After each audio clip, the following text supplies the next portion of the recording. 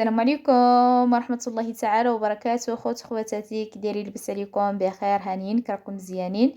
نتمنىكم كاع تكونوا بخير وعلى خير فين ما كنتو نتوما كتشاهدوا هذا الفيديو. مرحبا بكم معي فيديو جديد. فيديو ديال اليوم جيت ان شاء الله غادي نتقاسم معكم وصفة جميلة جدا، جميلة مجربة، ناجحة 100%. كتلقاو عليها النتيجة من أول استعمال ديالها. فكيف ما كنعرفوا كاملين فهاد الجو ديال دابا، يعني دابا فهاد الجو كلشي كنلقاوه مريض، كلشي كيبات كيموت بالسعلة، يعني بالكحة كيبات كيجي في خصوصا الوليدات الصغار، حيت كيبقى يبرد هكا شويه الجو، ما كنحسوش بالبرد حتى كيقيسنا البرد. يعني حنا جرنا كيف ما كنقولوا دائما كيكونوا مسلوخين مرضين. فجبت لكم هذه الوصفه هذه اللي ان شاء الله رائعه جدا. ما تاخذوا لا سيرو لا دواء لا حتى شي حاجه، جربوا لي غير هذه الوصفه هذه وردوا عليا، راه ناجحه 100% وعن تجربه. نتمنى انها يعجبكم الفيديو ديال اليوم. كيف ما العاده قبل ما نبداو الفيديو ديالنا ما نساوش الصلاه على الحبيب. اللهم صل وسلم وبارك على سيدنا محمد وعلى اله واصحابه اجمعين. ايضا اخواتي ما تبخلوش ليا بواحد اللايك على الفيديو وانتم كتفرجوا. ندوزو دابا للطريقه وطريقه الاستعمال والمقادير. بطبيعه الحال اللي ما كاينش شي مقادير اللي كثيره، فبسم الله على بركه الله. كيف ما كتلاحظوا عندي واحد الكميه ديال الشريحه او واحد الكميه ديال الكرموس ولا تين، كل منطقه وباش كتسميها، غير باش يفهموني جميع الاخوان والاخوات اللي متبعيني من اي بلد. ايضا عندي واحد 3 ضرويسين ديال الثوم او الثوم. انا استعملت هنا الثومه الحمراء، غتكون من الاحسن ومن الافضل. صافي كناخذوا داك الكميه ديال الثوم وكنقيوها. بالنسبه للشريحه انا عندي الشريحه البلديه، يعني الكرموس البلديه. عندي هنا النوعيه ديال الكرموس اللي كنتو كتعرفوها، النوعيه ديالها ديال الفاسي، وايضا واحد النوعيه ديال البيضه. صافي هنا من بعد ما نقيت ديك الكميه ديال الثوم اللي عندنا، كناخذوا هنا الشريحه ديالنا وكنقسموها بحال هكا، كنحلوها وكنقسموها بهذه الطريقه، وكنديروا فيها ضريس ديال الثومه من الداخل. صافي بحال هكا كنحيدوا لها داك العرق وكنديروا فيها ضريس ديال الثومه كلها. غادي ندير لها بنفس الطريقه. نص ديال الكميه غادي ندير فيها الثومه، ونص ديال الكميه ما غاديش ندير فيها الثومه، يعني غير غادي نحيد لها هذا العريق هذا وغادي نحلها بهذه الطريقه وغادي نخليها كيف ما هي. صافي ضروري ما تحيدوا من هذا العرق هذا، يعني فاش تكونوا كتاكلوا كتهزوا هكا كرموسه ما كتبقاوش يعني عاد كتنقيو، يعني ضروري تنقيوها في هذه المرحله هذه كيف ما كنقولوا.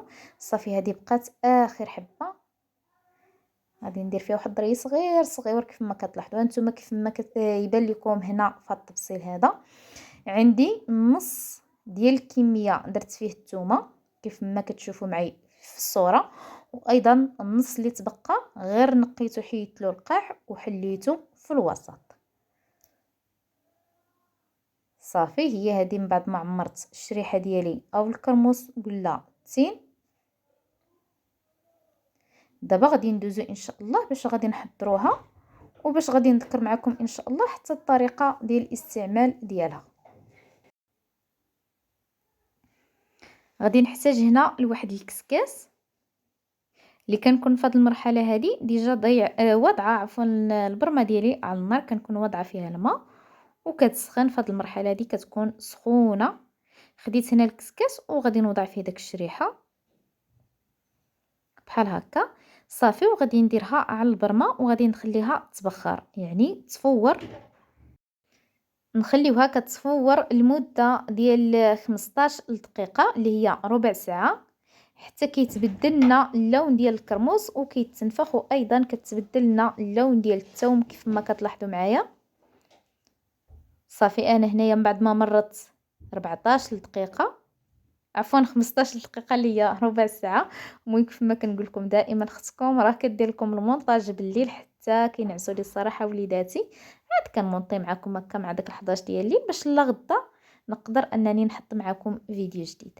صافي هنا من بعد ما تبخرت كيف ما كتلاحظوا معايا خليتها كما قلت لكم 15 دقيقه. هنا غادي نحتاج واحد القريعات فين غادي نديروها. بطبيعة الحال يكونوا ديجا معقمينهم وغاسلينهم مزيان. صافي غادي نوضع فيها داك التين او الشريحه.